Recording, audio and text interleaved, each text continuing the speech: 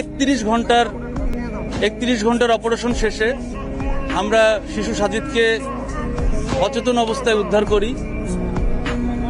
আমরা আসলে কিছুটা বাচ্চার নিথর দেহটা ধরার পরে আমরা একটু ইমোশনাল হয়ে গিয়েছিলাম কিছুক্ষণের জন্য। তারপরেও আমরা চেষ্টা করেছি দ্রুত হসপিটালে প্রেরণ করার।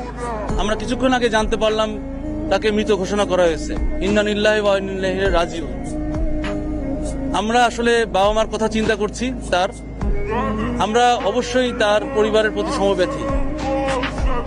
তা যেটা বলছিলাম যে অপারেশনটা আসলে কোনো সিস্টেমেটিক কোনো অপারেশন নয়।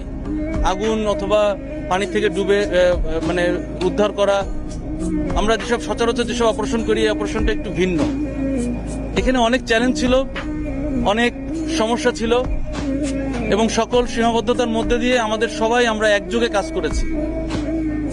বিশেষ করে ইউনূস সাহেবকে আমি ধন্যবাদ দিব আমাদের প্রত্যেকটা মুহূর্তে সর্বাত্মকভাবে সহযোগিতা করার জন্য, এবং অন্যান্য তার সাথে সংশ্লিষ্ট সকল সংস্থা সবসময় সাথে ছিলেন। তা আমাদের এই অপারেশনটা সীমাবদ্ধতা ছিল যে এটা জরুরি দ্রুত করাও যায় না, আবার একই সাথে শুরুতেই আমাদের একটু ইমোশনাল কারণে হয়তো ভুলটা হয়ে গিয়েছে। আমরা আসার আগেই ওনারা চেষ্টা করেছিলেন।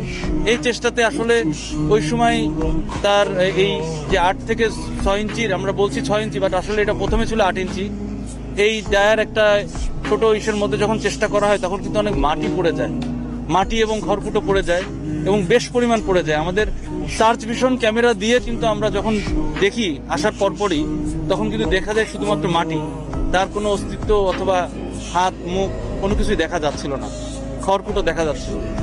তখনই আমরা আসলে ভয় পেয়ে যাই। তারপরেও আমরা চেষ্টা করি যে আমরা মনে ধরেই নিই যে সার্ভাইভেলিটি ঠিক রেখে যেন আমরা কাজ করি। এই